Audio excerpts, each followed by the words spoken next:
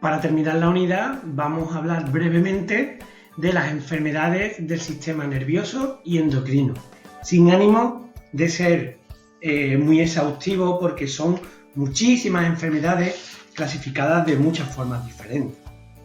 Vamos a empezar a ver las enfermedades del sistema nervioso. El sistema nervioso presenta una enorme complejidad fisiológica, como ya hemos visto, por lo que son muchísimas las enfermedades que lo afectan.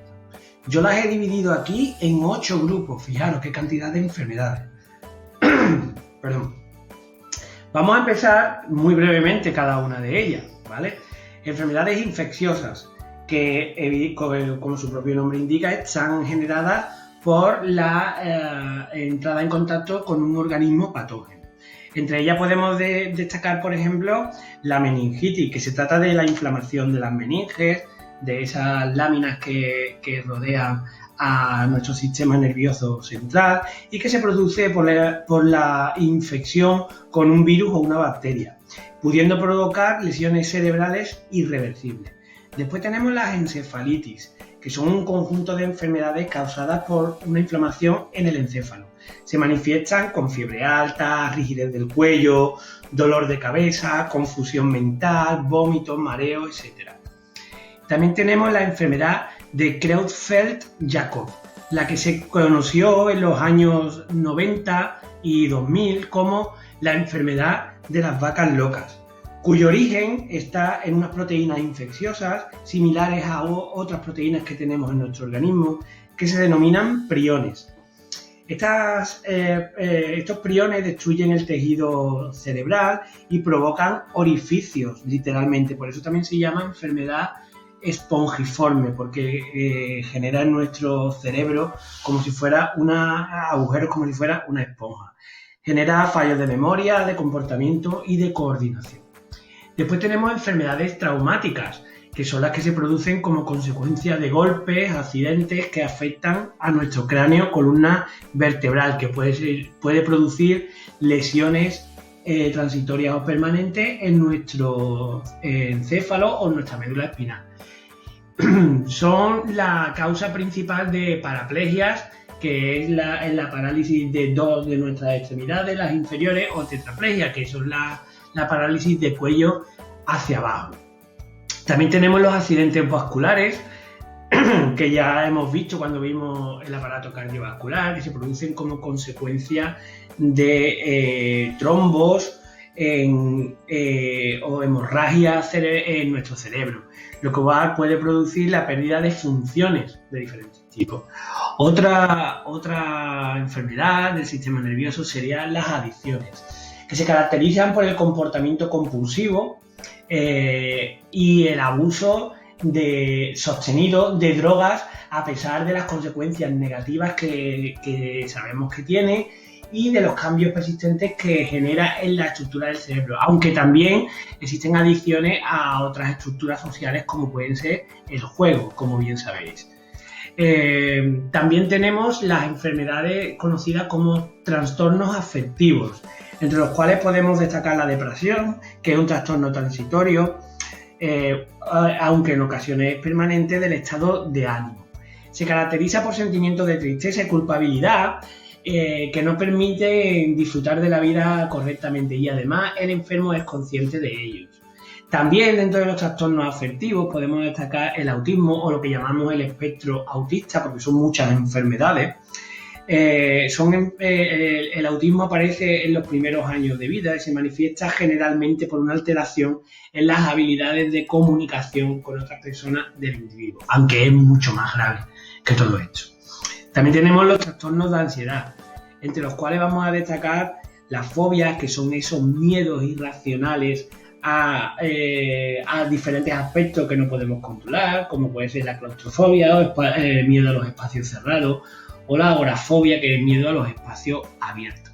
También tenemos el TOC, que es el trastorno obsesivo compulsivo, y que consiste, como su propio nombre indica, en la necesidad obsesiva de realizar algo. Por ejemplo, lavarnos las manos cada vez que hemos tocado algún objeto que no controlamos.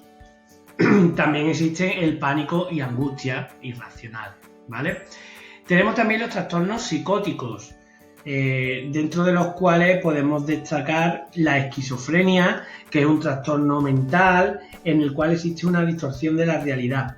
En los enfermos, en este caso, ven y sienten cosas que no existen. Y también tenemos el trastorno bipolar, que durante muchos años se conoció como depresión maníaca y es una enfermedad que causa cambios extremos en el estado de ánimo, que comprenden desde situaciones de altos estados emocionales que llamamos manía o hipomanía, o situaciones de bajo estado anímico, que serían depresiones. El individuo pasa de un punto a otro punto. Por último, podemos destacar las enfermedades neurodegenerativas. Entre ellas, existen muchas, y entre ellas las más comunes, más conocidas, son estas tres que tenemos aquí. Tenemos el Alzheimer, que consiste en la destrucción progresiva de neuronas y que se manifiesta con pérdida de memoria, trastornos en el lenguaje y de las capacidades motoras. Después tenemos el Parkinson, que es una enfermedad que se caracteriza por la rigidez muscular, la presencia de temblores, pérdida de equilibrio y de la coordinación motora. Y por último, la esclerosis múltiple, que se origina cuando se destruye la vaina de mielina de los nervios. Su principal síntoma es la pérdida progresiva e irreversible de la movilidad hasta llegar a una invalidez total. Son solamente algunas de las muchísimas enfermedades del sistema nervioso. Os podría hacer una idea, simplemente con este pequeño resumen, de que son muchas las enfermedades que afectan a nuestro sistema nervioso. Es importante desarrollar hábitos de vida saludables de cara a nuestra salud mental.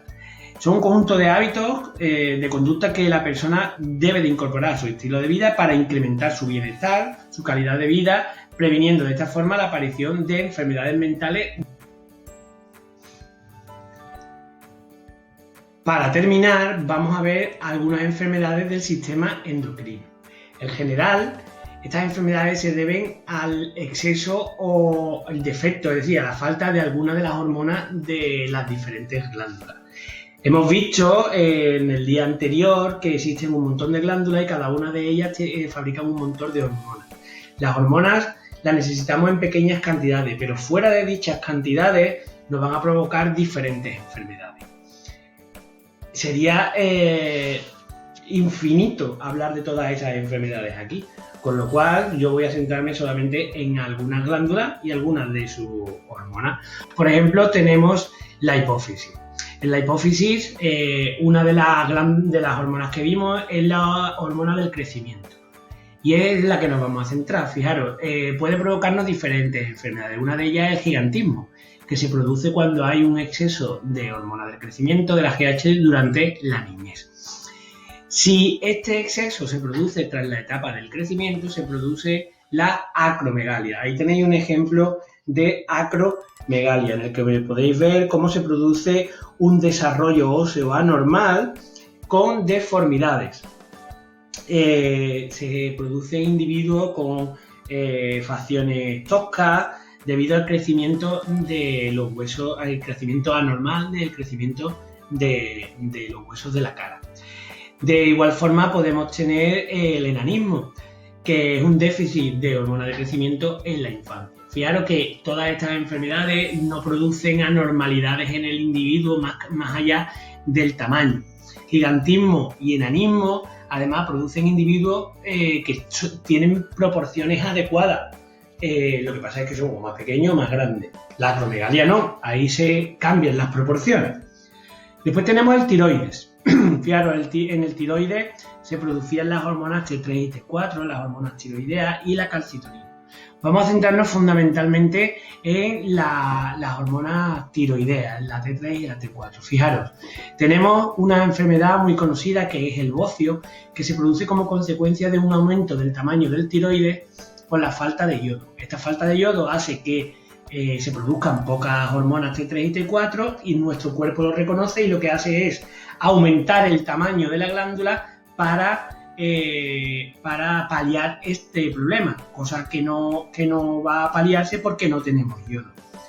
Genera taquicardia, delgadez, nerviosismo, ¿vale? Y fijaros, esta es la imagen del cuello en el que se ha producido un aumento en el tamaño de la glándula.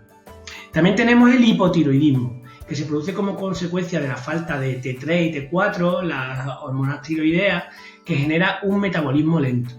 Cuando eso se produce de nacimiento, se produce una enfermedad que se llama cretinismo, que va a producir un retraso intelectual, obesidad, piel serosa, ¿vale? Con lo cual no es el hipotiroidismo que desarrollamos ya cuando hemos nacido, esto es desde el nacimiento. También podríamos hablar del páncreas, en el cual se produce una enfermedad conocida por casi todos, es la diabetes. Se produce diabetes cuando hay una creación insuficiente de insulina, lo cual genera un elevado nivel de glucosa, que llamamos hiperglucemia. Esto va a producir alteraciones cardiovasculares, alteraciones renales, hepáticas, oculares, etc. Fijaros, existen diferentes tipos de diabetes. Unas que traemos de nacimiento, cuando no funciona, cuando no generamos la cantidad de insulina adecuada, y otra que adquirimos con el tiempo, que eso se produce como consecuencia de malos hábitos de consumo, y en este caso sí producimos insulina, pero dejamos de reconocerla en nuestro organismo. Con esta pequeña muestra acabamos las enfermedades del sistema nervioso y endocrino y acabamos además la unidad dedicada a los sistemas de regulación y coordinación.